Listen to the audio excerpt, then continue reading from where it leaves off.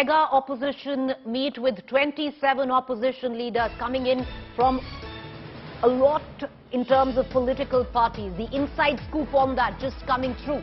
On the mega opposition meet in Patna, what we are given to understand, Mamata Banerjee has objected to Congress's attitude in Bengal. Mamata said BJP will benefit if there is opposition disunity.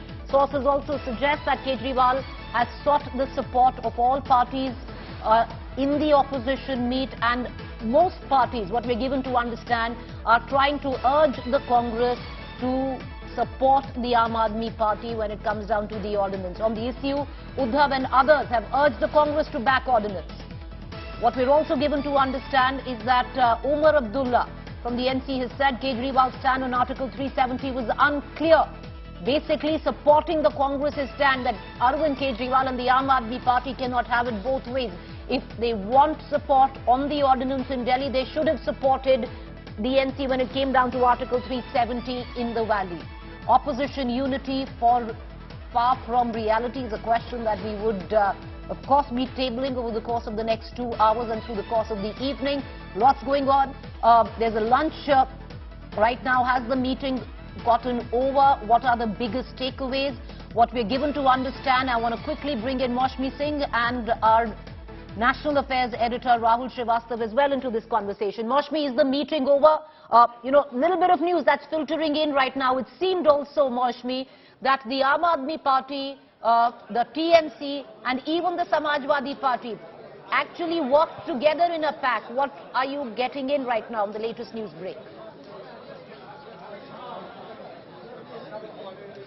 See, the parties that you listed, named Preeti, they were not in tandem with the Congress in the Parliament as well, and they always drew a separate line as far as aligning on certain issues with the Congress is concerned. So TMC, Aam Aadmi Party and Samajwadi Party.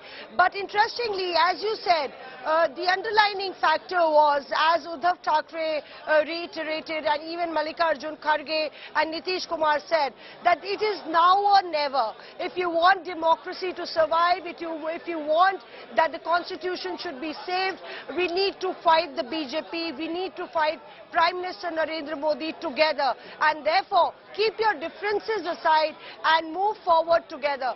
Importantly, Rahul Gandhi in the meeting, Nitish had started the entire meeting, of course, because he's the host. Rahul Gandhi also pointed out to the fact that our hearts should be clear. It should not be a plastic alliance. It should be what you've said in the meeting should prevail outside also. There should be no dual speak. So Rahul Gandhi highlighting on that, and we will have to wait and see. I'm just stationed outside the CM's residence, Preeti, where we'll be going in for a press conference that will be over. Is the lunch on? We will see the several leaders. Yes, Preeti, it's really hot. Soaring temperatures, and it's been quite an intense meeting. So the lunch is on, and post lunch we will see the press conference unfold, where you will see the regional satraps along with Congress party and the top leaders in the national arena, in the opposition, coming together on one platform, perhaps to speak in one voice. Well, perhaps, and that needs to be underlined and taken with a fair amount or a fistful of salt, Rahul Srivastav. See, Preeti, I think currently they have emerged with what can be called a consensus on why should they all come together. I think that's very visible. A beginning has been made in form of a very visible kind of a meeting for unity effort. But now the small trifling detail needs to be worked out, that how this consensus on why they should be uniting, a consensus on how to unite needs to be worked out. That's a small trifling detail. I think it will present its own set of problems. Now, if you see what has happened in this meeting, Nitish Kumar, who seems to be trying to play that role Jayaprakash Narayan at one time played, bringing together varied opposition parties, has a lot at stake, because not only he can emerge as a prime ministerial candidate, but his future alliance with the RJD, where he needs to hand over the reins to RJD leader like Tejasvi very soon, that pressure is there. So his unity efforts have a very strong reason.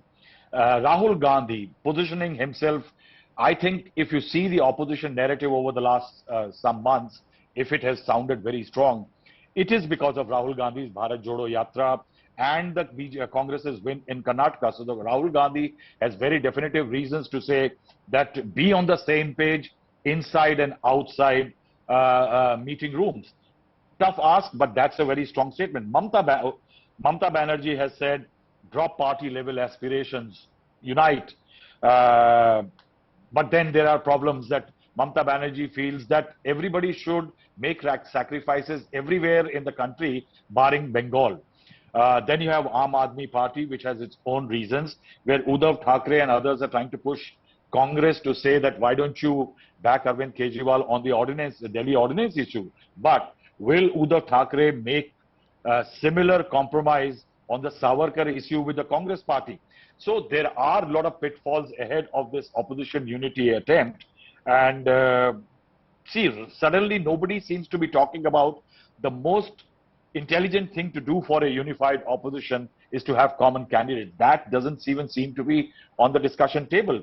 I think a lot of work needs to be done from here on by the opposition. You may be sounding united, but you need to be showing united. Otherwise, if there are daily setbacks to the unity attempt, which will be there, like the ordinance definitely, then Arvind Kejriwal doing what he did in Gujarat, in Rajasthan, Madhya Pradesh and other states. If that happens, then again, there will be problems. I think it's a very, very long road ahead and many potholes in it.